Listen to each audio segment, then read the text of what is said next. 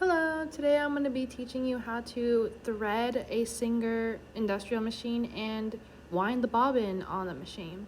So first we're going to start out with the bobbin that looks like this. So what you're going to do is you're going to take your spool of thread and you're going to put it through the little hook that's right there, or sometimes it might be a hole, but basically what this does is it keeps the thread out of the way so that it doesn't get tangled when it's threaded in the machine.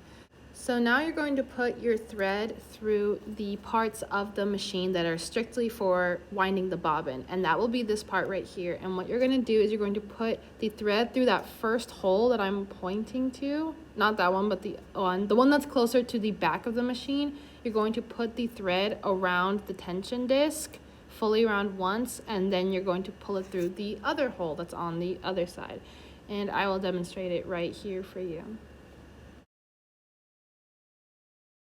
So as you can see, through that first hole, the one that's closer to the back of the machine, around that tension disc, it's going to be those two, in between those two discs that are closest to the bottom of that part. So fully wrap around your thread once around those discs so that it's snug in there, and then you're going to put your thread through the other hole.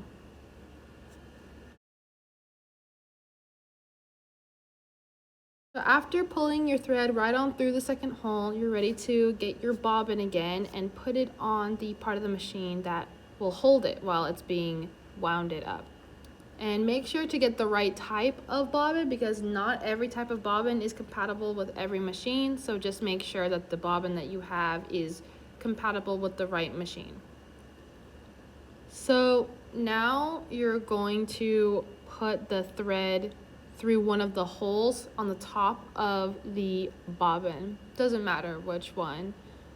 You need to put it through, and actually the easiest way to do this is to put it through the hole of the bobbin before you click it into its secure place. So as you can see, I'll pull it out right here, and then I'll put it through one of the holes, and then I will put it back in its spot, and then you'll see this little notch in the back.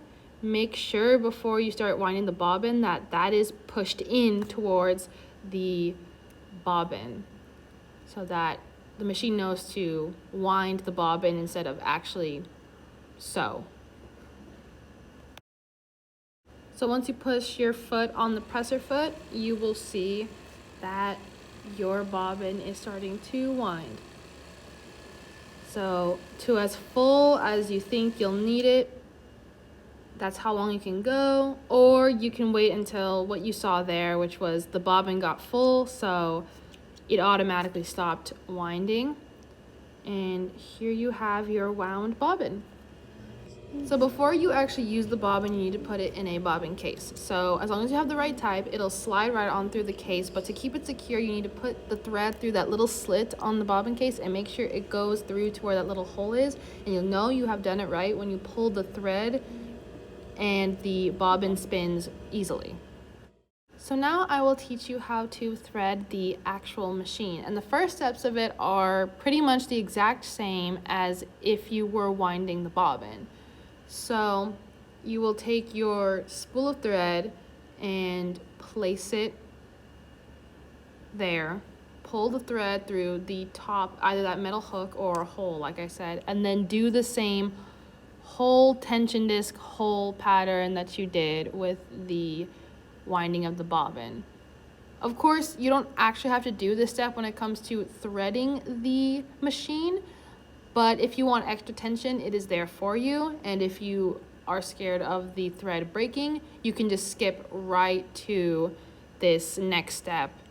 So still the hole or the hook on the top, but then go straight to 3 holes that you see here. So pull it through the first hole of the set of 3, and then pull it back out of the third hole. So skip the second hole, just go from the first hole to the third hole. So back to front on the first hole, and then front to back on the third hole.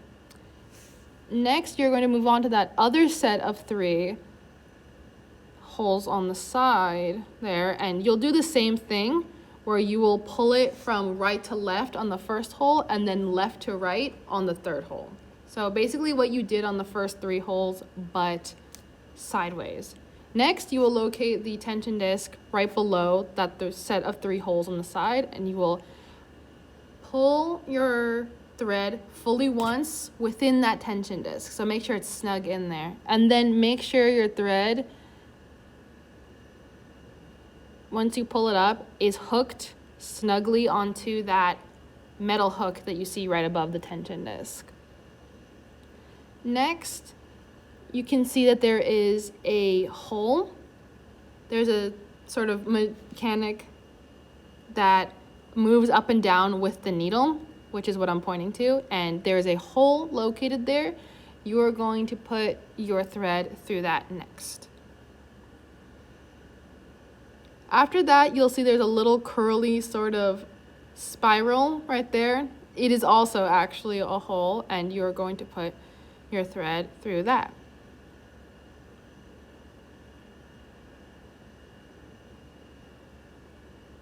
And then we're going to move to the bottom part where the needle, near where the needle is located, and there is a metal hook there. So just make sure to catch your thread on that the same way you did with the other metal hook. And then you can move down towards where the needle is. So what you're going to do is you're going to take your thread and now put it through the needle. So you're going to thread your thread through the needle from left to right. So thread it towards the machine. Thread the part of the needle that's completely cylindrical, not the part where it has a sort of dip on the inside. And there you go, you've threaded the machine. The last thing you have to do before you get sewing is place the bobbin that's inside the bobbin case inside of the machine. So there's a little panel that slides out, and underneath there you will find where the bobbin case is. And once it clicks into place, you're ready to start sewing. So now to start sewing, all you have to do is take 2 pieces of fabric that you want to put together, place them together underneath the foot of the machine, and turn the machine on. Make sure it's on. You'll know it's on because the motor will start running. And basically all you have to do is feed the fabric into the machine and it will do the rest. Make sure to watch your finger placement and be careful when you do so. But other than that, when you're done sewing your seam, pull the fabric through, cut your tail, and you have a seam. You did it.